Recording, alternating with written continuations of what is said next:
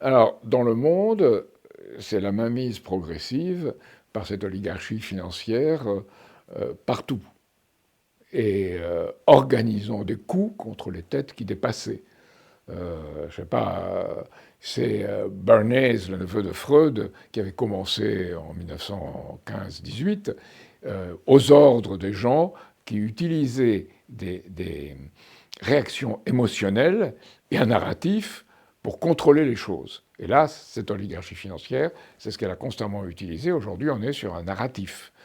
Et dans mon cas en particulier, avant 2000, aux États-Unis, on a demandé le Freedom of Information Act, c'est l'article premier de la Constitution américaine, suivant lequel on a le droit d'obtenir des informations. Elles sont caviardées, ils ont donné l'information que depuis les États-Unis, à cette époque, dans le contexte de 1995, le FBI avait donné l'ordre aux différentes agences du FBI en Europe, à l'époque c'était Bonn, Rome et surtout Paris, que ce cheminade, ces idées ne soient pas répandues, ne prospèrent pas, si possible le silence sur ce qu'il fait, et sinon la calomnie.